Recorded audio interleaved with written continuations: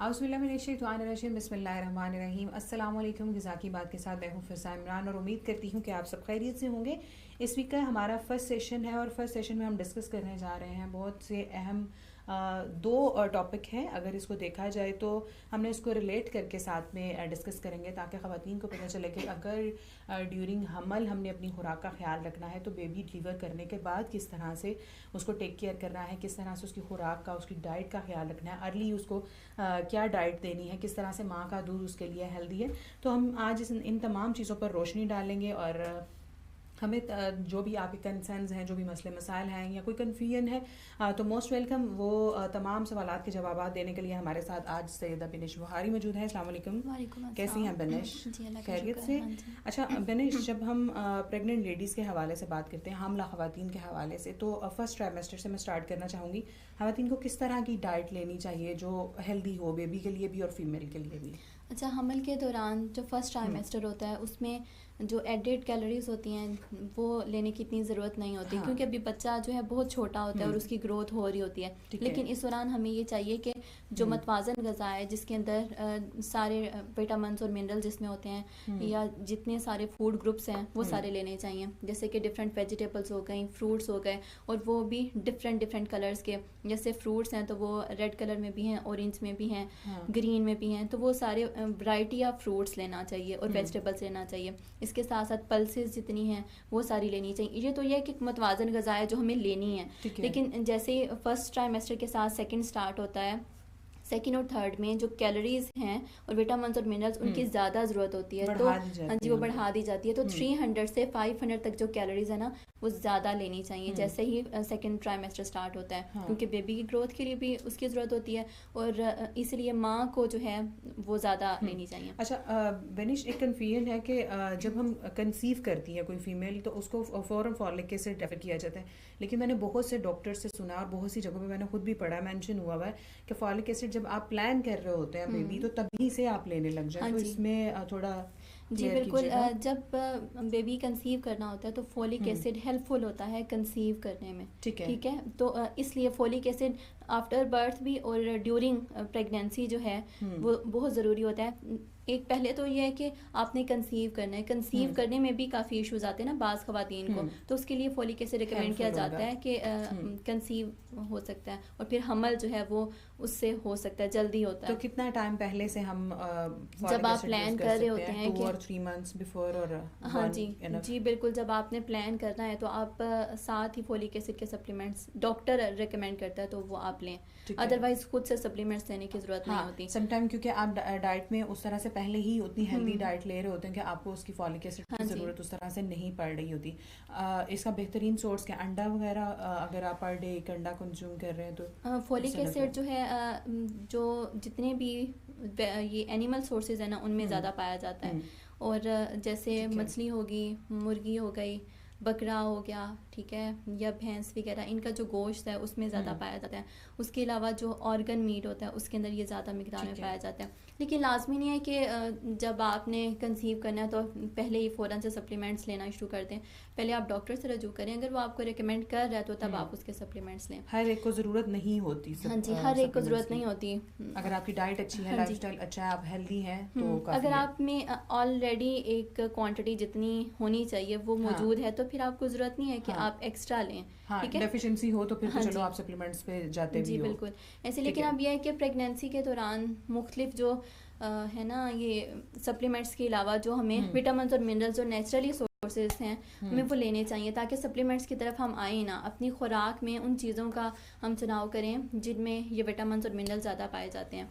जैसे कुछ की मैं बात करूँगी, जैसे कि कैल्शियम हो गया या विटामिन डी हो गया, ये हमें ड्यूरिंग प्रेगनेंसी ये लेना चाहिए।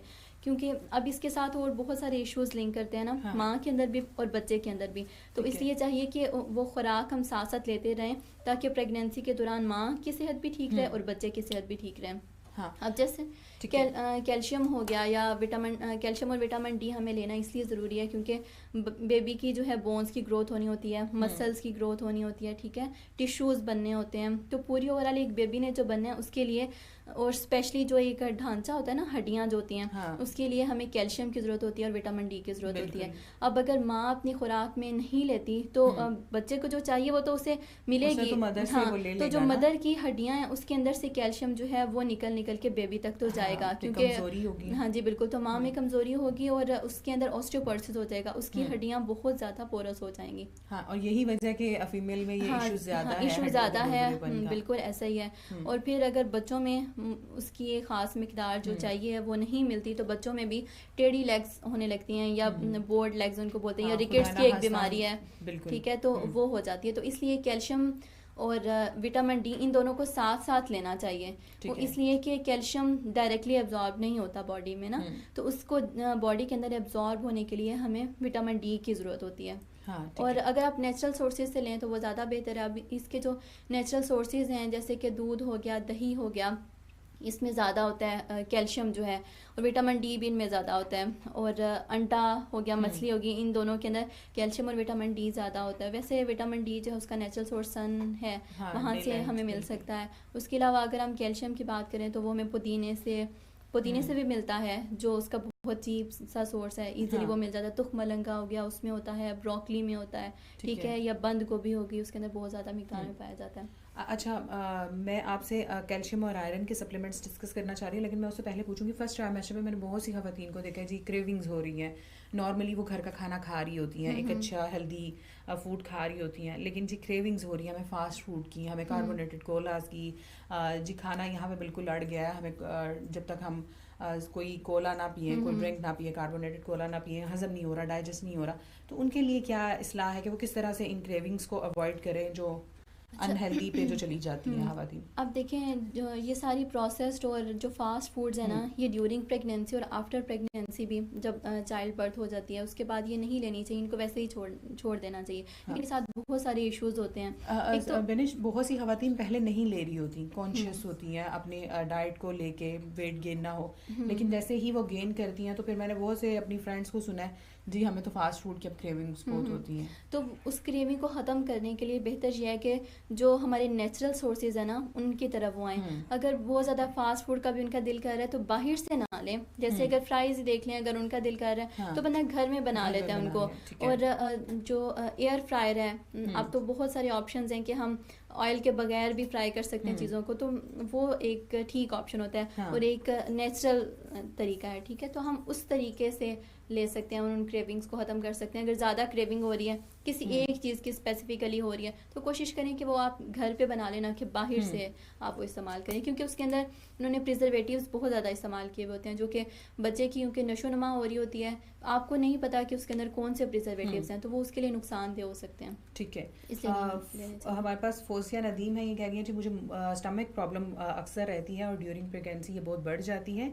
फ्रूट्स और वेजिटेबल्स इनकी खुराक में बहुत ज़्यादा शामिल होते हैं, लेकिन उसके बावजूद इनको ये इशू फेस करना पड़ा है। और ये कह रही हैं जी साथ में ये मेडिसिन भी यूज़ करती हैं, लेकिन वीकनेस बहुत रहती है। ठीक है। स्टमक का इनका इशू है, स्टमक का इशू रूटीन में भी रहता है और प्रेगनेंसी में ज़्यादा बढ़ जाता है। हाँ जी। अब स्टमक के इश्यूज जो हैं वो ज़्यादातर जितनी भी फ्राइड फूड है ना उनकी वजह से वो होते हैं। स्पाइस हाँ जी, वगैरह, और तली ज़्यादा अशिया, स्पाइसी जो चीज़ें होती हैं उनकी वजह से होता है। तो अगर आप जैसे वो बता रही हैं कि वो फ्रूट्स और वेजिटेबल्स का ज़्यादा इंटेक उनकी डाइट में है, तो फ्रूट्स और वेजिटेबल्स वैसे ही आपकी स्टमक हेल्थ में बहुत ज़्यादा हेल्पफुल होते हैं। तो अगर आपको या उनको स्टमक का क्या इशू है, बर्निंग होती है या कॉन्स्टिपेशन रहती है, या उन्होंने मेंशन किया या डायरिया है? नहीं, वो उन्होंने ऐसा कुछ नहीं बताया। उन्होंने कहा रूटीन में भी है लेकिन प्रेगनेंसी में बढ़ जाती है, वेजिटेबल्स और फ्रूट्स भी कंज्यूम करती हैं, मेडिसिन भी ले रही हैं, लेकिन फ़र्क नहीं पड़ता। अब ये स्टमक के इश्यूज यही होते हैं, या तो कब्ज़ हो जाती है, अगर कब्ज़ भी है तो उसके अंदर फीमेल्स को मोस्टली होता है ड्यूरिंग प्रेगनेंसी, तो उसमें यही है कि आप ज़्यादातर जो है ज़्यादा फाइबर वाली फूड लें, और वो फ्रेश फ्रूट्स और वेजिटेबल्स के अंदर पाया जाता है। ये भी अच्छा नहीं है ना कि आपको इतनी लॉन्ग टर्म 2 मंथ्स या 3 मंथ्स या कुछ वीक्स भी आपको कब्ज़ बिल्कुल, रहे। क्योंकि फिर वो ज़्यादा जोर लगता है ना जब आप स्टूल पास करते हैं, तो वो फिर बेबी Complications के लिए बढ़ भी जाती हैं। इश्यूज होते हैं और माँ के लिए भी होता है, तो इसलिए उसको ट्रीट करना जो है वो ज़्यादा बेटर है। तो कोशिश करें कि आप नेचुरल सोर्सेज से उसे करें, और अगर आप ज़्यादा फ्रूट्स और ज़्यादा फाइबर वाली डाइट लेंगे और फाइबर रिच ज़्यादा सोर्स होगा तो कब्ज़ नहीं होगी। और अगर आपको जलन हो रही है तो कोशिश करें कि जितनी भी स्पाइसी फूड आइटम्स हैं और जितनी प्रोसेस्ड फूड्स हैं, जो बाज़ारी अशियाएँ हैं, उनको ख़त्म कर दें, उनको डाइट में ना लें। हाँ जी, फोजिया ने दोबारा से मेंशन किया है जी, इनको कब्ज़ भी रहती है, हाँ देखा जी। वही इश्यूज है ना। तो वो जैसे मैंने बताया कि अगर कब्ज़ होती है ज़्यादा तो फाइबर रिच जो फूड्स होती हैं ना, जैसे कि फ्रेश फ्रूट्स हो गए या विटामिन्स हो गए या सीरियल्स हो गए, दालें हो गई, अनाज हो गया, वो ज़्यादा लें। और अगर रोटी जो है वो खा रही हैं तो फीमेल को स्पेशली चाहिए कि ड्यूरिंग प्रेगनेंसी जो रिफाइंड वो है ना आटा, वो वाला इस्तेमाल ना करें, छना हुआ आटा इस्तेमाल ना करें, छान के साथ इस्तेमाल करें, क्योंकि कॉम्प्लेक्स कार्बोहाइड्रेट्स उनके लिए ज़्यादा ज़रूरी होते हैं। जूसेस पे भी ज़रा हाथ होला रखें, क्योंकि उसके फुल साथ फ्रूट खाएं। उसके साथ डायबिटीज़ जो है वो भी लिंक, शुगर जो है वो लिंक करती है उसके साथ, ठीक है। तो इसलिए जो है चाहिए कि कॉम्प्लेक्स कार्बोहाइड्रेट वो लें, ताकि जो है डायबिटीज़ भी ना हो फीमेल में। ठीक है जी, बिल्कुल। फोजिया, जैसा कि इन्होंने आपको बताया, मैं भी आपको साथ में यही सजेस्ट करूँगी, क्योंकि ड्यूरिंग प्रेगनेंसी हमारे यहाँ पर आम तौर पर ये हमारा माइंड सेट हुआ हुआ है कि बहुत ज़्यादा जूसेस पिलाए जाए, इनका बहुत अच्छा इफेक्ट होगा। तो जूसेस के हवाले से सिर्फ हमने अपना माइंड बनाया हुआ है, जितना आपको फुल फ्रूट खाने का फ़ायदा होगा उतना आपको जूस कंज्यूम करने का उतना फ़ायदा नहीं है। अच्छा, अगर आप सिर्फ जूस भी लेते हैं ना तो उसके साथ भी कब्ज़ होती है आपको, क्योंकि जो फाइबर नहीं जा रहा, फाइबर तो आपने सारा निकाल दिया, बिल्कुल, सिर्फ उसमें शुगर जा रहे हैं, तो शुगर जो है उसकी वजह से भी कब्ज़ होती है। तो इसलिए कोशिश करें कि पूरा फ्रूट लें। तो वैसे ही आप रिस्क पे होते हैं, आपको वो डायबिटिक होने का भी इश्यूज होते हैं, आपको ये चीज़ें भी आपकी जो डॉक्टर होती हैं वो उस पर चेक एंड बैलेंस रखती हैं, फर्स्ट ट्राइमेस्टर में कितनी थी, सेकंड में कितनी थी और थर्ड में कितनी थी। अच्छा, ड्यूरिंग प्रेगनेंसी हम किस तरह से बच सकते हैं ये शुगर से, जो ख़वातीन को अक्सर हो जाती है, बहुत कॉमन इशू है, तो किस तरह से उसको अवॉइड कर सकते हैं? इसको हम एक तो जेस्टेशनल डायबिटीज़ कहते हैं, जो ये सिर्फ और सिर्फ ड्यूरिंग प्रेगनेंसी होती है। जैसे प्रेगनेंसी ख़त्म होती है तो वो भी ख़त्म हो जाती है, अगर आप उसका ख्याल रखें। अगर तो आप अपनी डाइट में वही चीज़ें लेते रहें जिससे जो है डायबिटीज़ ज़्यादा प्रिवेल करेगी, तो वो फिर आफ्टर प्रेगनेंसी भी रहेगी। तो कोशिश करें कि इस दौरान जितने ज़्यादा जो मीठे वाली अशियाएँ उनसे परहेज़ करें। और जैसे मैंने आपको बताया कि बगैर छना हुआ आटा जो है वो इस्तेमाल करना चाहिए, कॉम्प्लेक्स कार्बोहाइड्रेट्स वो इस्तेमाल करें, ताकि आपका शुगर लेवल जो है वो मेंटेन रहे। ठीक है। उसके साथ साथ ज़्यादा जो फ्रूट्स हैं वो वाले जो ज़्यादा जिनका ग्लाइसेमिक इंडेक्स जो है जो ज़्यादा मीठे नहीं है वो वाले इस्तेमाल करें।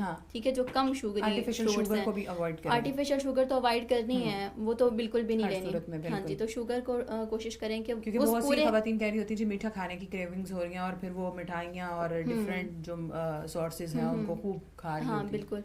तो अगर ज़्यादा मीठे की भी क्रेविंग होती है तो वैसे तो मीठा नहीं लेना चाहिए, और इस दौरान क्योंकि क्रेविंग्स भी बहुत ज़्यादा होती हैं उन अशिया की भी जो हम पहले नहीं लेते होते, तो कोशिश करें कि जैसे शहद हो गया वो थोड़ा बहुत ले लें। अगर कोई मीठी चीज़ आपने बनानी है तो वो थोड़ा इस्तेमाल करें, क्योंकि वो नेचुरल सोर्स होता है। ठीक है, नेचुरल सोर्सेज पे आज हमें जाए इसके कि आप आर्टिफिशियल जो है चीज़ें यूज़ करें। वकास करशी साहब हैं, ये कह रहे हैं जी कॉम्प्लेक्स कार्बोहाइड्रेट्स क्या होते हैं, थोड़ा क्लियर कर दें। अच्छा, कॉम्प्लेक्स कार्बोहाइड्रेट्स वो होते हैं जैसे कि गंदुम हो गया। गंदुम को जब आप रिफाइंड, एक तो होते हैं कॉम्प्लेक्स और एक होते हैं रिफाइंड। जब आप रिफाइन उसको ऐसे करते हैं, उसमें जितना भी ऊपर छान होता है उसको निकाल लेते हैं, सूजी उसमें से निकाल लेते हैं, तो ये निकाल लें तो ये रिफाइंड बन जाते हैं। अब अगर पूरा गंदुम जो है उसको फुल फॉर्म में अगर आप लें, पिसा हुआ गंदुम का जो आटा होता है वो कॉम्प्लेक्स कार्बोहाइड्रेट में होता है, कि उसके अंदर छान भी होता है, उसके अंदर सूजी भी मौजूद होती है, सिर्फ मैदा नहीं होता। तो वो वाला इस्तेमाल करें। टोटल जो होल वीट होती है वो कॉम्प्लेक्स कार्बोहाइड्रेट। वकास कशी साहब, जब आप उसको पिसवाने जाते हैं, जो भी आपके पास सोर्स अवेलेबल है वहाँ से पिसवाने जाते हैं, तो आप उन्हें कहें जी हमें फुल फॉर्म में ये गंदम इसी तरह से पिसी हुई चाहिए, क्योंकि हम चोकर निकाल देंगे, बाकी चीज़ें निकाल देंगे तो हमारे पास वो वाइट आटा रह जाएगा, उसकी वजह से कॉम्प्लिकेशंस भी हो सकती हैं, कब्ज़ के इश्यूज बहुत ज़्यादा रहते हैं। इसलिए फुल फॉर्म में आप अपनी जो गंदम लेकर जा रहे हैं उसको अगर उसी तरह से आप यूज़ करेंगे घर में तो ये बेहतर होगा। और आयरन और कैल्शियम के सप्लीमेंट्स, बहुत से डॉक्टर बहुत ज़्यादा इस पर जोर दे रहे होते हैं कि खाएं, इनको टाइमली खाएं, और मैंने कुछ डॉक्टर्स को देखा है जो मना करते हैं। अच्छा, तो इसकी क्या वजह है कि ये भी डेफिशिएंसी पे कि इट्स डिपेंड ऑन कि वो सामने वाले को ज़रूरत है या नहीं है। अब सप्लीमेंट्स जो हैं आपको तभी लेने पड़ते हैं जब आपके ऑलरेडी बॉडी के अंदर उस चीज़ की डेफिशिएंसी होती है, तब लेने पड़ते हैं। ये नहीं कि अगर आपके पास आपकी बॉडी में वो स्टोर पूरे हैं और फिर भी आपको सप्लीमेंट्स लेना पड़ रहे हैं, तो ऐसा नहीं होता। जब आप में किसी चीज़ की डेफिशिएंसी है तो तभी दिए जाते हैं।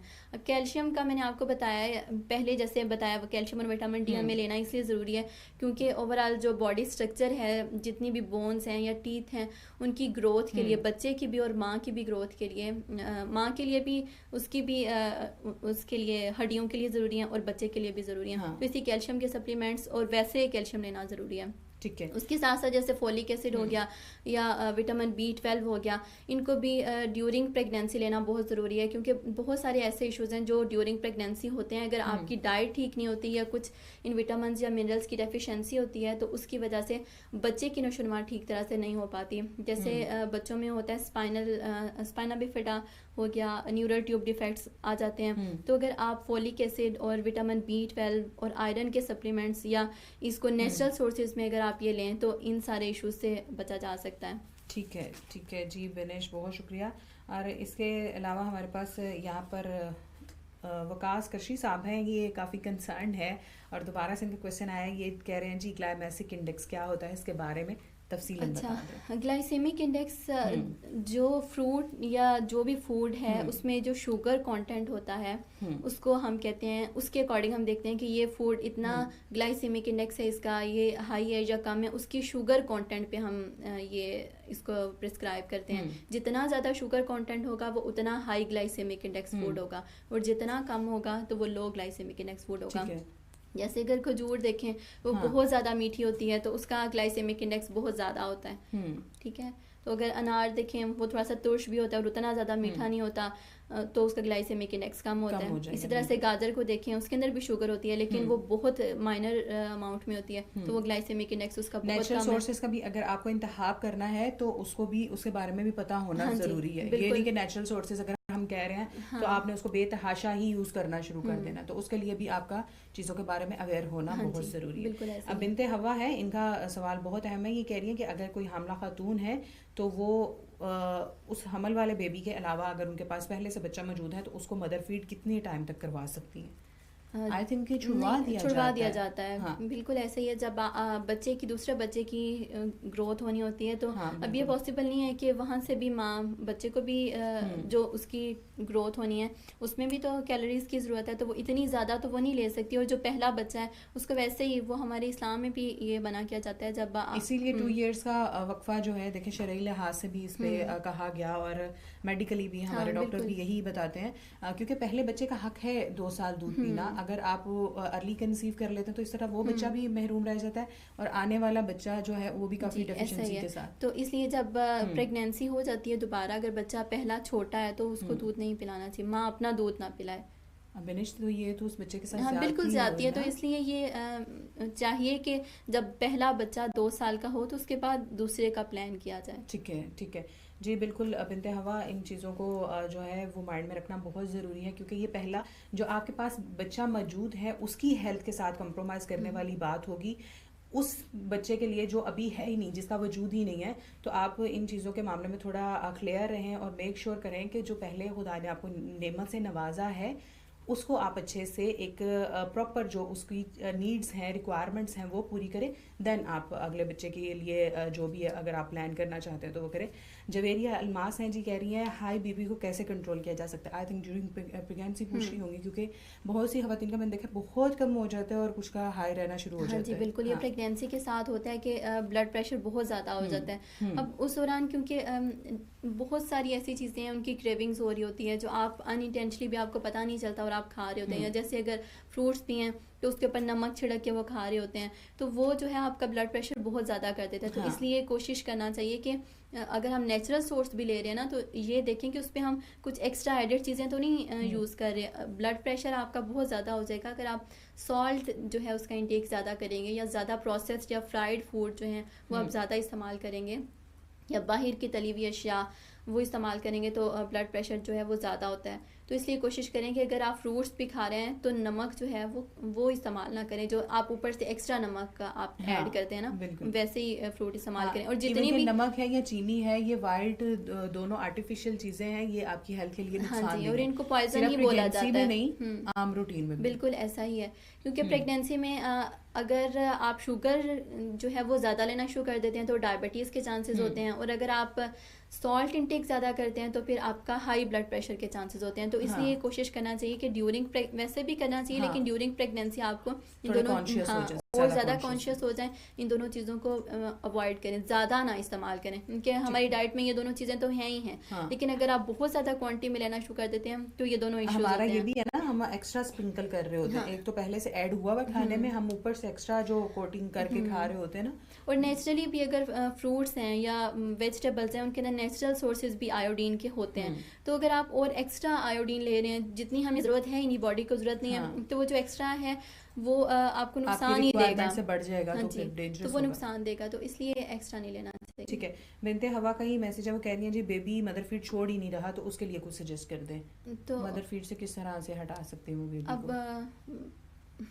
ये तो माँ को चाहिए कि कुछ इस तरह की तदाबीर करे कि बेबी जो है जब भी फीड ना करे, तो या फिर उसके पसंद के दूसरे ऑप्शंस पे उसको लाएं। कोशिश करें कि जो मदर फीड पे बच्चे होते हैं उनको फीडर पे या ग्लास पे उनको लाना बहुत मुश्किल चीज़ है उनको, क्योंकि पहले एक पूरी स्ट्रेटजी प्लान की जाती है कि आहिस्ता आहिस्ता करके पहले उसकी अगर वो दिन में 5 बार ले रहा है तो उनको नंबर्स को कम किया जाता है, और फिर आहिस्ता आहिस्ता एकदम से तो छुड़वाना इट्स अ डिफिकल्ट थिंग। बिल्कुल ऐसा ही, एकदम से नहीं छुड़वाया जा सकता, तो आहिस्ता आहिस्ता कोशिश करें कि वो छुड़वाएं। या फिर जब ब्रेस्ट फीडिंग मदर करवा रही होती है तो कोशिश करें कि अब जो बिटर टेस्ट होते हैं वो बच्चों को जो है वो पसंद नहीं होते, ऑब्वियसली वो बच्चा नहीं खाता अगर कोई कड़वी चीज़ होती है, तो कोशिश करें ब्रेस्ट फीडिंग के दौरान माँ जो है कोई कड़वी चीज़ इस तरह से बच्चे के मुंह में वो डाल दे कि बच्चे को उस चीज़ से थोड़ी सी, ब्रेस्ट फीडिंग से थोड़ी सी वो अवॉइड करना शुरू कर दे। ये बहुत कॉमन है, माएँ घर में बड़े बूढ़े दादियाँ ये कह रही होती हैं कि कुछ कड़वा ऊपर लगा दो कि बच्चे का टेस्ट जब खराब होगा तो ये खुद ही अवॉइड कर देगा। बिल्कुल ऐसे ही। ठीक है, वकास करशी साहब है ये पूछना चाह रहे हैं कि अगर किसी को हमल के दौरान शुगर हो तो क्या वो बाद में हमल के बाद वो शुगर ठीक हो जाती है, तो इससे ग़िज़ाई एहतियात की ज़रूरत है या नहीं? हाँ जी, बिल्कुल ग़िज़ाई एहतियात की ज़रूरत है, बाद में भी हो सकती है अगर वो चलती जा रही है और आप अपनी खुराक का ख्याल नहीं रख रहे और वो शुगर जो है वो ज़्यादा हो गई है, तो फिर बाद में भी वो चलेगी। तो इसलिए कोशिश ये करना चाहिए कि ड्यूरिंग प्रेगनेंसी आप अपनी खुराक का ज़्यादा अच्छे तरीके से ख्याल रखें, वो ग़िज़ाएँ लें जिनसे आपका शुगर भी कंट्रोल में रहे, ठीक है, ताकि उस वक्त ही वो क्योर हो जाए, उसके बाद आफ्टर प्रेगनेंसी जो है डायबिटीज़ ना रहे। तो ठीक है, कोशिश करनी। मुस्कान एंजल है, ये कब्ज़ के हवाले से पूछना चाह रही हैं, ये कह रही है हमल के दौरान अगर कब्ज़ हो तो, पहले भी हम मुस्कान डिस्कस कर चुके हैं लेकिन आप फिर भी इनको फर्दर बता दीजिएगा। तो पानी का इस्तेमाल जो है इस दौरान ज़्यादा करना चाहिए। कब्ज़ जो है अगर आप पानी हमल के दौरान वैसे भी 10 से 12 ग्लास या इससे भी ज़्यादा अगर आप ले सकते हैं तो पानी का इस्तेमाल करना चाहिए, जो हमें कब्ज़ से भी बचाता है और दूसरे सारे इश्यूज़ जो हैं उनसे भी बचाता है। उसके अलावा फाइबर रिच फूड जो है उनका ज़्यादा इस्तेमाल करें, जिसमें फ्रूट्स आ जाते हैं, वेजिटेबल्स आ जाते हैं, सीरियल्स जो हैं उनका ज़्यादा इस्तेमाल करें, ठीक है, दालें जो है उनका इस्तेमाल करें, और अनाज जो है होल व्हीट जो बगैर छना हुआ आटा वो इस्तेमाल करें, उसमें फाइबर कंटेंट ज़्यादा होता है, तो ये भी कब्ज़ से बचाता है। ठीक है, इवन के इसके बोल का छिलका वो आप ले सकते हैं, वो भी फाइबर होता है ना, तो जो भी छिलके वाली चीज़ है वो डायरेक्टली आपके बॉडी में एब्जॉर्ब नहीं होती ना, हम उसको डाइजेस्ट नहीं कर पाते, तो वो स्टूल इजीली पास हो जाता है, तो वो निकल जाता है। इसलिए ये भी इस बोल का छिलका भी लिया जाता है। या आपको लूज मोशन है तो ये दोनों सिचुएशन में यूज हो सकता है, इसके लिए कोई ये नहीं है कि किसी एक के लिए ये रिकमेंड किया जाता है। मरियम एम एहसान है, ये कह रही है क्या मीठा ज़्यादा खाना किसी चीज़ की डेफिशिएंसी की वजह से होता है या ये आदत होती है? नहीं, ये वैसे ही आदत होती है, किसी चीज़ की डेफिशिएंसी की वजह से नहीं है कि आपको ज़्यादा मीठे की क्रेविंग हो रही होती है, वो वैसे ही है कि आपकी नेचुरली आपको की हैबिट होती है कि ज़्यादा मीठा खाने को दिल करता है, तो वो किसी चीज़ की डेफिशिएंसी से नहीं होता।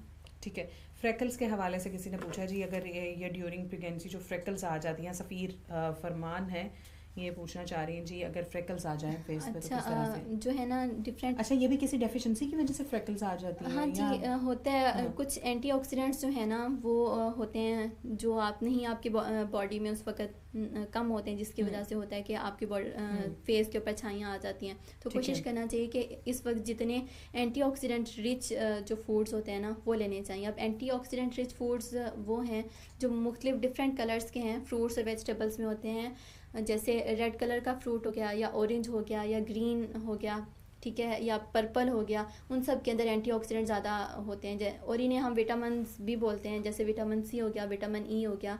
ये जो है एज एंटीऑक्सीडेंट काम करते हैं हमारी बॉडी के अंदर। तो इनकी मिकदार जो है ज़्यादा कर देनी चाहिए प्रेगनेंसी।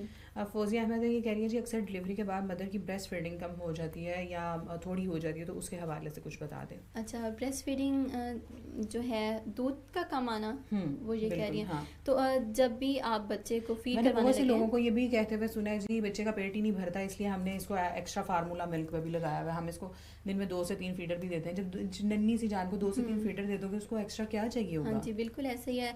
उससे चाहिए तो ये है कि माँ सिर्फ और सिर्फ अपना ही दूध पिलाए। अगर दूध कम आ रहा है तो अपनी डाइट के ऊपर फोकस करें, अपनी डाइट को अच्छा करें, और कोशिश करें जब भी आप दूध पिलाने लगें तो पहले पानी का इस्तेमाल करें। उससे जो है मिल्क की प्रोडक्शन भी बहुत ज़्यादा होती है। हाँ। ठीक है। और पानी की मिकदार बढ़ा दें। उसके अलावा ज़ीरा बहुत रिकमेंड किया जाता है। मैंने एक जगह ज़ीरा पढ़ा था कि अगर उसको तवे पे थोड़ा भून लिया जाए और उसको दूध के साथ यूज़ किया जाए तो उससे भी फीड में इजाफा होता है। लेकिन यह है कि पानी को रेकमेंड किया जाता है कि उससे मिल्क की प्रोडक्शन बहुत ज़्यादा होती है फीमेल में। अगर आपने जब भी वैसे भी आप ब्रेस्ट फीडिंग करवा रहे हैं तो उससे पहले चाहिए कि माँ खुद 1 गिलास पानी का पिए, उस वक्त बच्चे को फीड करवाए, तो वो दूध अच्छे तरीके से प्रोड्यूस होता है और बेबी का पेट भी भर जाता है। ठीक है जी, हमारे पास नेक्स्ट क्वेश्चन है। ये पूछना चाह रही हैं जवेरिया अलमास, ये कह रही हैं कि ये नमक बिल्कुल इस्तेमाल नहीं करती, फ्राई चीज़ें भी नहीं लेती, उससे बावजूद इनका बीपी हाई रहता है। इसके लिए कुछ सजेस्ट कर दें कि किस तरह से कंट्रोल कर सकती हैं ये हाई बीपी को? उसके लिए अगर आप डाइट के साथ कंट्रोल नहीं कर पा रहे तो फिर आपको ऑब्वियसली मेडिकेशन लेनी पड़ती है, क्योंकि ये बहुत क्रिटिकल सिचुएशन होती है ना ड्यूरिंग प्रेगनेंसी, कि बच्चे की भी जो सेहत है वो भी एट रिस्क होती है और माँ की भी। तो उस वक्त कोशिश करना चाहिए कि अगर आपका सिर्फ नेचुरल सोर्सेज से डाइट के साथ आप वो कंट्रोल नहीं कर पा रहे तो आप डॉक्टर के पास मेडिकेशंस वगैरह वो साथ साथ लें। तो अपने ब्लड प्रेशर को भी कंट्रोल में रखें ताकि ड्यूरिंग डिलीवरी भी आपको और ज़्यादा कॉम्प्लिकेशंस ना हो, तो उसको नॉर्मल रखना चाहिए। क्योंकि इसको साइलेंट किलर कहा जाता है, खामोश कातिल कहा जाता है। बीपी आपको पता भी नहीं चलता और किस तरह से बेबी के लिए डेंजरस और आपकी अपनी हेल्थ के लिए डेंजरस हो सकता है। हाँ जी। जी अमरीन अराई हैं, ये कह रही हैं ब्रेकफास्ट में क्या लेना चाहिए, कुछ भी खाने को दिल नहीं चाहता। ड्यूरिंग प्रेगनेंसी ये बात कर रही हैं, भूखा तो नहीं रहना ना? हाँ बिल्कुल ऐसे ही है। कोशिश करें कि जो चीज़ें अगर आपको किसी चीज़ की क्रेविंग हो रही है, क्योंकि ड्यूरिंग प्रेगनेंसी आपको भी ज़्यादा कैलोरीज की ज़रूरत होती है और बेबी की क्योंकि ग्रोथ होनी होती है तो उस वक्त कैलोरीज ज़्यादा लेनी चाहिए, ना कि आप बिल्कुल लेना छोड़ दें। तो कोशिश करें जो उस टाइम पर आपका दिल कर रहा है कि ये चीज़ आप थोड़ी बहुत, क्योंकि नोज़िया की भी फीलिंग ज़्यादा होती है और कुछ चीज़ें खाने को दिल नहीं करता। और जब आप सीरियल्स का इस्तेमाल करते हैं तो नोज़िया की फीलिंग भी ख़त्म हो जाती है, जो आपको लगता है उल्टी वगैरह आ रही है वो भी नहीं होती।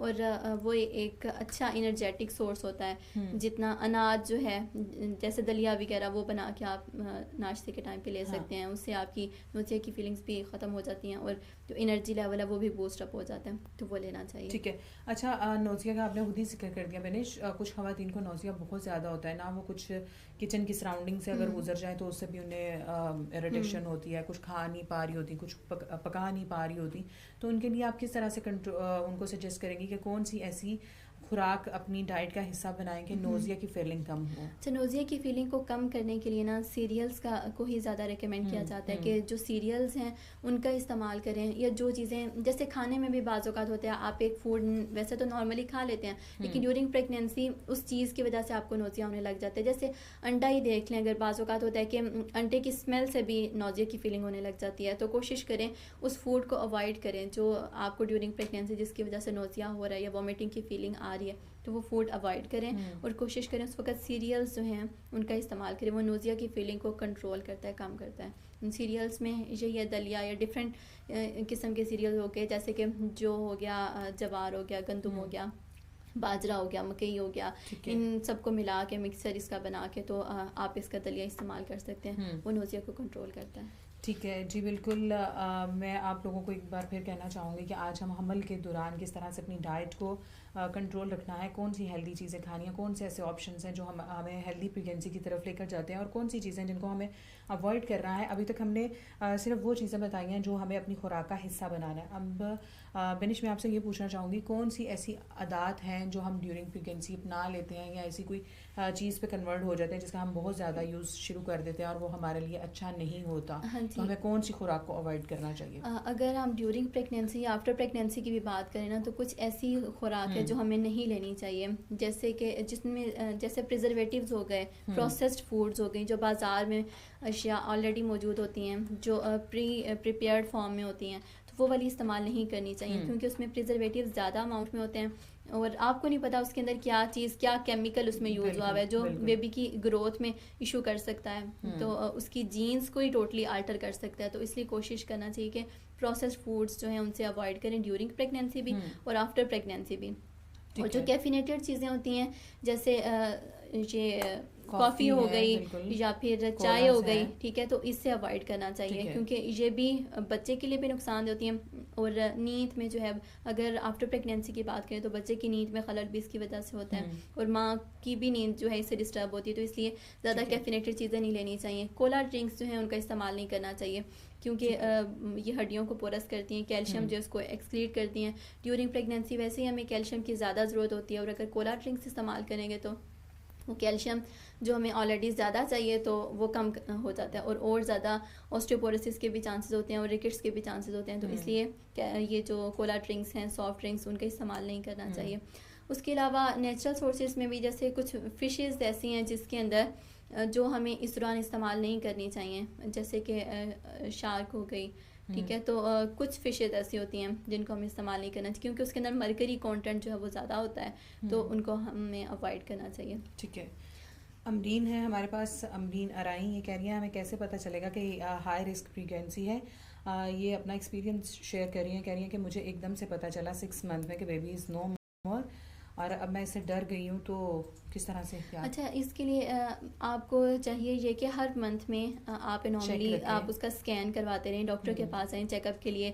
आपको तो नहीं पता चलेगा ना, तो इसलिए प्रॉपरली अपना चेकअप करवाते रहना चाहिए। अमूमन ये फर्स्ट प्रेगनेंसी में होता है कि आपको बिल्कुल भी पता नहीं चल रहा होता, बाद में तो थोड़ा बहुत आपको मूवमेंट्स और वो चीज़ें पता चलनी शुरू हो जाती है। बिल्कुल ऐसा ही है, जब भी प्रेगनेंसी है तो आपको चाहिए कि आप प्रॉपरली डॉक्टर के पास आएँ, हर मंथ में आप विजिट करें, अपना जो है स्कैन करवाएं, बेबी का देखें कि का ध्यान रखें। बिल्कुल ऐसा ही है। जी अमरीन, इन्होंने अबॉर्शन के हवाले से भी पूछा था कि अगर अबॉर्शन के बाद हम किस तरह से अपनी डाइट को बेहतर बना सकते हैं, कि हम किस तरह से अपनी बॉडी को तैयार कर सकते हैं फॉर द नेक्स्ट बेबी। अच्छा, जब अबॉर्शन होता है ना तो ब्लड जो है ब्लीडिंग ज़्यादा होती है, और फीमेल्स के अंदर ड्यूरिंग प्रेगनेंसी भी और आफ्टर चाइल्ड बर्थ जो है आयरन स्टोर्स बहुत कम हो चुके होते हैं, और आयरन हमें चाहिए इसलिए होता है, हीमोग्लोबिन जो है उसके लिए चाहिए होता है, और हीमोग्लोबिन जो है हमारे खून के अंदर एक अहम जुज़ होता है। तो इसलिए जिन लोगों में आयरन की कमी, इनमें आयरन की कमी हो जाती है ना, क्योंकि ब्लड बहुत ज़्यादा लॉस हो जाता है, और फिर इस वजह से चाहिए कि आयरन जो है वो ज़्यादा क्वांटिटी में लेना शुरू कर देना, और ताकि जो एबॉर्शन के दौरान जो खून लॉस हुआ है वो, और अगर ड्यूरिंग प्रेगनेंसी है तब भी ये हो सकता है, एनीमिया जो है वो इसके साथ प्रिवेल करता है। तो इसलिए कोशिश करें कि आयरन जो है वो लें, ताकि एनीमिया की कंडीशन ना आए, ना बच्चे के अंदर ना माँ के अंदर। ठीक है। अमरीन का दोबारा से ही क्वेश्चन आया, ये कह रही है जी मैं हर मंथ स्कैन भी करवा रही थी और it's my second pregnancy.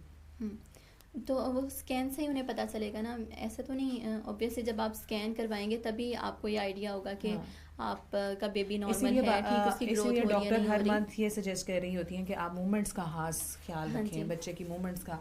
5th month 4 month के बाद तो आपको नॉर्मल हल्की सी फील होने लग जाती है। Amreen, it's really very sorry कि इस तरह से आपको ये फेस करनी पड़ी चीज़, लेकिन यही है कि चीज़ें होती हैं, खुदा की तरफ से होती हैं। हम इस प्लेटफॉर्म के थ्रू आपको वही चीज़ें सजेस्ट कर सकते हैं जो बिनिश ने पढ़ी हुई हैं या जो रिसर्च है, रिसर्च बेस्ड चीज़ें हैं। तो इंशाल्लाह आपको पैनिक होने की ज़रूरत नहीं है। अल्लाह पाक बेहतरी के मामलात करे आपके साथ, और आप अपनी डाइट बेहतर रखें, और नेक्स्ट बेबी प्लान करने से पहले आप मेक श्योर करें कि आप में खुद में किसी किस्म की आयरन की, कैल्शियम की या किसी भी तरह की डेफिशिएंसी नहीं है, क्योंकि जब माँ खुद हेल्दी होती है तो बच्चा भी हेल्दी होता है, और बाकी व्यूअर्स को मैं यही कहना चाहूँगी कि इस प्रोग्राम को ज़्यादा से ज़्यादा शेयर करें ताकि ये उन लोगों तक पहुँच सके जिनको इसकी ज़रूरत है, क्योंकि मोस्टली टाइमिंग्स का होता है या कुछ लोग नहीं देख पा रहे होते, या वर्किंग लेडीज़ होती हैं या हाउस होल्ड लेडीज़ हैं या जिनके पास टाइम नहीं होता, तो वो बाद में इसको देख सकती हैं कि हमारा मकसद तो यही है ना कि हम उन लोगों को गाइड कर पाएँ जिनके माइंड में कन्फ्यूजन है या जो लाइल्मी में कुछ ऐसी हरबे इस्तेमाल कर जाती हैं या इस तरह से वर्ड कर जाती हैं जिसकी वजह से उनको बड़ी तकलीफ़ जो है वो उठानी पड़ती हैं। अमरीन शुक्रिया अदा कर रही हैं, no problem, thank you so much आपका। और अगर आपके माइंड में कोई और भी कन्फ्यूजन है तो मोस्ट वेलकम, आप यहाँ पर पूछ सकती हैं। PCOS के हवाले से पूछ रही हैं जी मारिया अजहर हैं, ये कह रही हैं PCOS who can care with our self and baby. अच्छा, ये हार्मोन्स की जो है जब इम्बैलेंस होता है ना तो उसकी वजह से होता है। तो और फिर PCOS की वजह से ही बेबी कंसीव करने में भी इशू होता है और फीमेल्स में और ज़्यादा बहुत सारे इश्यूज होते हैं। मोटापा इतना हो जाता है, बेबी कंसीव नहीं होता, सालों साल लग जाते हैं ट्रीटमेंट में। हाँ जी बिल्कुल। तो उसके लिए पहले भी फिर यही रिकमेंड किया जाता है बेबी कंसीव करने में भी कि आप अपना पहले वेट रिड्यूस करें। हाँ। और जो PCOS के पेशेंट्स होते हैं उनके लिए फिर ज़्यादा इश्यूज होते हैं ना कि हार्मोन्स को वो किस तरह से करके उसको बैलेंस रखें ताकि आपका जो है वेट भी मेंटेन हो जाए और फिर बेबी कंसीव होने में भी जो है वो इजी हो। ठीक है। और ये नॉर्मली वही होता है जो ख़वातीन बाहर का खाना खाने की बहुत आदी होती हैं या जिनका वेट बहुत ज़्यादा अच्छा, ये होता है। जेनेटिकली भी कुछ में होता है कि उनमें उनकी जीन्स में ही इस तरह से होता है कि उनको PCOS के इश्यूज हो जाते हैं। लेकिन इतना पैनिक होने की ज़रूरत नहीं है, इतना कोई डरने की ज़रूरत नहीं है। अल्लाह पाक जहाँ बीमारी आती है तो उसका इलाज भी है, हमारी थोड़ी सी केयर जो है हमें बड़े बड़े मसले मसाइल से बचा सकती है। और ये कोई ऐसी बीमारी हरगिज़ नहीं है कि जिसका इलाज ना हो सके। थोड़ा सा ध्यान देने से, थोड़ा सा डाइट में तब्दीली लाने से, लाइफस्टाइल में तब्दीली लाने से, क्योंकि मोस्टली मैंने PCOS में ख़वातीन को देखा है बहुत ज़्यादा वेट गेन उन्होंने किया होता है और जैसे ही वेट रिड्यूस करती हैं तो शुक्र है। PCOS में मोस्टली होता ही ये है कि आपकी हेयर्स की ग्रोथ जो है उन एरियाज पे ज़्यादा होने लगती है जो फीमेल्स में मोस्टली होती है, जैसे कि हार्मोनल चेंज। जी बिल्कुल, हार्मोनल चेंजेस आना शुरू हो जाते हैं। तो उसके लिए आपको मेडिकेशन तो करनी पड़ती है, वो जाहिर सी बात है। आप बस सिर्फ और सिर्फ डाइट के साथ उसे क्योर नहीं कर सकते, उसके लिए आपको प्रॉपर मेडिकेशन करनी पड़ती है। ठीक है। माही नुमान अब्बासी और आयशा आमना, इन दोनों का एक ही क्वेश्चन है कि जिन फीमेल का C सेक्शन होता है और बाद में फैली बैड्स बढ़ जाते हैं, पेट लटक जाता है, तो उसको रिड्यूस करने का कोई तरीका बता दें। अच्छा, जैसे ही बेबी की डिलीवरी होती है, चाहे C सेक्शन हो या वैसे हो, तो फीमेल्स को मोस्टली ये एक मिथ है कि कहा जाता है कि आप पानी ज़्यादा इस्तेमाल ना करें, उससे आपकी और ज़्यादा जो है बेली और ज़्यादा बढ़ जाता है और वो नहीं पीना चाहिए।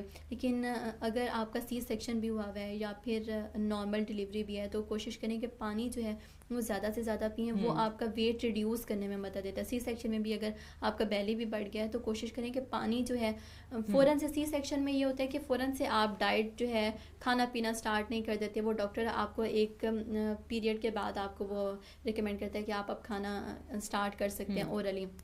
तो जैसे ही अब आप ओरली खाना स्टार्ट करते हैं तो कोशिश करें पानी जो है वो ज़्यादा से ज़्यादा इस्तेमाल करें, उससे आपका जो गेन किया हुआ वेट होता है वो भी कम होने में मदद देता है। उसके साथ साथ एक्सरसाइज जो है ड्यूरिंग प्रेगनेंसी भी और आफ्टर C सेक्शन या नॉर्मल डिलीवरी के बाद भी आपको एक्सरसाइज जो है वो लाजमी करनी चाहिए। ड्यूरिंग प्रेगनेंसी भी एक तो बेबी जो है वो भी एक्टिव रहता है, मदर खुद भी एक्टिव रहती है ड्यूरिंग प्रेगनेंसी। और जब डिलीवरी का टाइम होता है उस वक्त भी बहुत सारी ऐसी कॉम्प्लिकेशंस होती हैं जो आपको वर्जिश करने से आप उनसे बच सकते हैं। आपकी मसल टोन जो है वो बहुत अच्छी हुई भी होती है कि बेबी इजीली डिलीवर हो सकता है।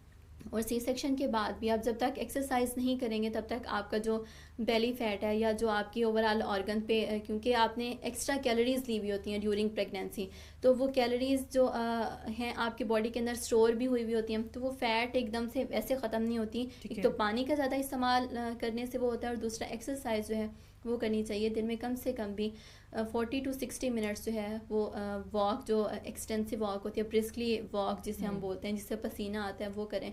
या कोशिश करें अगर आप जिम जा सकते हैं तो वो करें, उससे एक 3 मंथ्स के बाद आप प्रॉपर एक्सरसाइज कर सकते हैं। हाँ जी, आप एक्सरसाइज करें। माही नुमान जिन्होंने पेट लटकने का पूछा था, उन्होंने दोबारा से मैसेज किया। उन्होंने कहा जी मैं पानी भी बहुत ज़्यादा पीती हूँ और मेरे बेबी है, बेबी 3 मंथ्स का है, लेकिन पेट कम होने के बजाय बढ़ता ही जा रहा है और पहले भी इनके 2 ऑपरेशन हो चुके हुए हैं कि ये थर्ड हाँ, तो उसके साथ साथ ये है कि उनको एक्टिव भी रहना पड़ेगा ना, उसके साथ उन्हें एक्सरसाइज भी करनी पड़ेगी कि एक्सरसाइज भी वो करें। और ये नहीं कि एक्सरसाइज करते हुए भी वो खुद से अपनी मर्जी से जिम में भी अगर आप जाते हैं तो कोई ना कोई ट्रेनर ज़रूर वहाँ पे मौजूद होता है। तो अब ये भी इश्यूज होता है कि वेट नहीं उठाना शुरू कर देना एकदम से, अपनी बॉडी को इतना भी वो पावरफुल नहीं समझ लेना कि आपने जितना मर्जी। बिल्कुल ऐसे ही। अब वो जो स्टिचेस होते हैं उनमें भी जो है वो भी ख़राब होने का उसमें भी इशू होता है, और उसमें तकलीफ भी होती है, सोजिश होने के बहुत सारे चांसेस होते हैं, और ऐसी इंटरनल जो इंजरीज जो हैं वो भी हो सकती हैं। तो इसलिए आप अगर एक्सरसाइज भी कर रहे हैं तो आप खुद से ही कुछ भी ना करें, सिंपल वॉक से स्टार्ट ले लें। जैसे जैसे 6 मंथ तक आपका गुजरता है कुछ ना कुछ तो वेट आपका गिरेगा जी बिल्कुल। अगर आप घर में भी हैं तो आप स्टेयर्स जो हैं अप स्टेयर्स डाउन स्टेयर्स आप कर सकते हैं, तो उससे भी आपकी बॉडी एक्टिव रहती है और जो फैट है वो भी कम होता है। ठीक है जी। राना आरिफ साहब है, अप्रिशिएट कर रहे हैं जी, बहुत शुक्रिया। अगर आपका कोई क्वेश्चन है तो मोस्ट वेलकम। राना नुमान है, ये कह रहे हैं 9 मंथ के लास्ट पे जो इरेगुलर लेबर पेन्स आनी शुरू हो जाती हैं उनको बेहतर करने के लिए कोई फूड बता दें। 9 मंथ में तो फील आएगा। हाँ, वो फीलिंग तो आपको आएगी ऑब्वियसली, क्योंकि बेबी डिलीवरी बेबी की ग्रोथ इतनी ज़्यादा हो गई होती है कि आपको उठने बैठने इवन के साइड पलटने हर चीज़ में फील हो रहा होता है। तो ड्यूरिंग प्रेगनेंसी आपको एक तो कुछ चीज़ें जो हैं जो मैंने आपको पहले बताई हैं उनको डिस्कस किया है वो तो आपको ज़्यादा लेनी है, लेकिन इसके साथ साथ आपको चाहिए कि एक मुतवाज़न ग़िज़ा जो है वो इस्तेमाल करें जिसमें सारे के सारे फूड ग्रुप्स होने चाहिए। आपके प्रोटीन होनी चाहिए, दूध दही का इस्तेमाल ज़्यादा होना चाहिए, डिफरेंट फ्रूट्स का वेजिटेबल्स का इस्तेमाल ज़्यादा करना चाहिए, सीरियल्स का पल्सेस का इस्तेमाल ज़्यादा करें, दालें हो गई मुख्तलिफ जितनी भी दालें हैं या नट्स हो गए उन सब का इस्तेमाल करें, क्योंकि इसके अंदर जो मुख्तलिफ किस्म के विटामिन और मिनरल्स पाए जाते हैं जो उस वक्त बेबी की ग्रोथ के लिए भी ज़रूरी होते हैं और माँ के लिए भी ज़रूरी होते हैं। तो कोशिश करें एक मुतवाज़न ग़िज़ा लें। और उसके अलावा जो एक्स्ट्रा एडिड जैसे शुगर हो गया या सॉल्ट हो गया इसका इस्तेमाल जो है वो कम करें और एक बिल्कुल बैलेंस डाइट लें। ठीक है। हमारे पास मोहम्मद सिराज साहब हैं, ये कह रहे हैं वेट बहुत कम है और सुबह नाश्ता करने को भी दिल नहीं करता और कोल्ड ड्रिंक्स की कोई प्रॉब्लम तो नहीं, ये कोल्ड ड्रिंक्स कोई प्रॉब्लम तो क्रिएट नहीं करती कंसीव करने में? नहीं, कोल्ड ड्रिंक तो वैसे ही नहीं लेनी चाहिए। कंसीव करने में तो कोल्ड ड्रिंक का वैसे इशू नहीं होता कि बेबी उसकी वजह से कंसीव नहीं करा, लेकिन कोल्ड ड्रिंक जो है वो कैल्शियम जो है वो आपकी बॉडी से निकाल लेता है, तो इसलिए कोल्ड ड्रिंक्स इसलिए नहीं लेनी चाहिए। लेकिन कंसीव करने के लिए आपको ना बिफोर और ना आफ्टर बिल्कुल ऐसे वैसे ही नहीं लेनी चाहिए, एक नॉर्मल पर्सन को भी नहीं लेनी चाहिए, क्योंकि वो हमारी सेहत के साथ उसके बहुत सारे इश्यूज लिंक करते हैं, तो इसलिए नहीं लेना चाहिए। इवन के एनर्जी ड्रिंक्स का लोग बहुत ज़्यादा यूज़ कर देते हैं और अब तो पंजाब फूड अथॉरिटी की काविशें हैं कि ऊपर लेबल पहले जो बहुत छोटा सा लिखा होता था कि खवातीन और बच्चों के लिए ये हार्मफुल है, हामला खवातीन के लिए प्रोहिबिटेड है तो आप इसको अवॉइड करें, लेकिन अब उन्होंने पंजाब फूड अथॉरिटी ने उन्हें इस तरह से नोटिस जारी किए और इस तरह से उनको एक प्लेटफॉर्म पे लेकर आई है कि अब वाज़ह तौर पर लिखना है कि लोगों को नज़र आए, और लेबलिंग ना पढ़ने की वजह से ही हम बहुत से इश्यूज क्रिएट हो जाते हैं। एनर्जी कोलास के हवाले से जब बात निकली है तो बताइएगा कि एनर्जी ड्रिंक्स का कितनी हार्मफुल हैं फॉर प्रेग्नेंट लेडीज। हाँ जी, एनर्जी ड्रिंक्स भी जो हैं उसके अंदर केमिकल्स इस्तेमाल किए होते हैं जो कि केमिकल आपके लिए भी और आपके बेबी के लिए दोनों के लिए नुकसानदेह होते हैं, तो इसलिए एनर्जी ड्रिंक्स में एनर्जी नहीं होती, कोई कैलोरीज नहीं होती, कोई आपको बूस्ट अप उससे नहीं मिलता, उसके अंदर भी वही केमिकल्स हैं ज़्यादा अमाउंट में, तो जो आपके लिए हार्मफुल हैं वो नहीं लेने चाहिए। तो अगर आपको उस वक्त भी एनर्जी बूस्ट अप करनी है तो और आपको ये क्रेविंग हो रही है कि आप कुछ पिए, तो एनर्जी ड्रिंक की बजाय आप फ्रेश फ्रूट्स जो है उसका जूस निकालें, वेजिटेबल का। वैसे तो कोशिश करें कि जूसेस ज़्यादा जूसेस पे फोकस ना करें, लेकिन जिस सिचुएशन में अगर आपको फील हो रहा है कि आपको पानी की फॉर्म में ही लेना है या लिक्विड फॉर्म में आपको लेना है तो आप कोशिश करें कि उसका शेक बना लें या जूस निकाल लें, तो वो इस्तेमाल करें फ्रेश फ्रूट का, ना कि एनर्जी ड्रिंक्स आप इस्तेमाल करें। माही नुमान अब्बासी हैं, ये कह रही हैं जिनका एक सवाल रह गया है और इनका सवाल कुछ यूँ है, ये कह रही हैं जी सिस्टर मुझे बताइएगा कि बेबी में वक्फे के लिए बेस्ट प्रिकॉशंस क्या है। अपने डॉक्टर से मशवरा करें, लेकिन डाइट में हम कंट्रोल कर सकते हैं। डाइट में ऐसा कुछ नहीं है कि उससे हम, क्योंकि डॉक्टर ही आपको बेहतर प्रिकॉशंस बता सकते हैं, क्योंकि आपकी जो डॉक्टर हैं आपको लॉन्ग टर्म से देख रही होती हैं तो उनको पता होता है कि क्योंकि जब हम प्रिकॉशंस लेते हैं ये भी हार्मोनल चेंज की वजह से आपकी बॉडी डिस्टर्ब हो सकती है, आपकी स्किन हेयरी हो सकती है, बहुत सारी ऐसी बिल्कुल हेयरी स्किन हो जाती है, हवादीन की फ्रेकल्स आ जाती हैं, बहुत से इशू होते हैं। तो माही मैं आपको यही चाहूँगी, क्योंकि हम यहाँ पर वही इलाज और तरीकाकार बता रहे होते हैं जो आपकी खुराक के ज़रिए सोल्व हो सकते हैं। और प्रिकॉशंस जो है ये मेडिकेटेड चीज़ है, तो बेहतर यही है कि आप अपने डॉक्टर से मशवरा करें। मोहम्मद खालिद इकबाल अराइन साहब हैं, ये कह रहे हैं जी 10 मंथ का बेबी है, उसको भूख नहीं लगती, इसके लिए भी कुछ बता दें।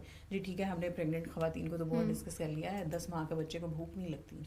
अच्छा, इतने छोटे बच्चे की तो नेचर खुद बनानी पड़ेगी। हाँ ना? जी, बिल्कुल ऐसे ही है। बच्चे को जब तक आप खुद डिफरेंट फूड वगैरह उसको इंट्रोड्यूस नहीं करवाएंगे तो बच्चे को नहीं होगा। और बाज़ औक़ात होता है कि बच्चे पे जब आप ठीक से ध्यान नहीं देते उसकी खुराक के ऊपर, या माँ अपने काम में बिजी होती है, तो वो बिल्कुल एम्प्टी स्टमक रहने की वजह से बच्चा फिर खाता भी नहीं है, और उस वक्त उसे इर्द गिर्द का जो इन्वायरमेंट है वो ज़्यादा अट्रैक्टिव लग रहा होता है, तो वो खाने पे इतना फोकस ही नहीं करता, क्योंकि थोड़ा थोड़ा क्रॉलिंग वो चलना स्टार्ट होता है ना, तो बच्चे फिर अपने उसी में लगे रहते हैं। तो इतने छोटे बच्चे को, तो खालिद साहब मैं आपको यही कहूँगी कि खुद उसका टाइम टेबल बनाएं, क्योंकि अभी वो छोटा है, चीज़ें हो जाएंगी ठीक, लेकिन लॉन्ग टर्म जाके ये आपको बहुत परेशानी होगी। इन्होंने आगे बताया जी बच्चा रोता बहुत है खाने के दौरान, तो अब तो इतने मीडियम्स हैं, माओ के पास 100 तरीके होते हैं, 100 तरीक़ों से खिला सकते हैं, आप बहला सकते हैं।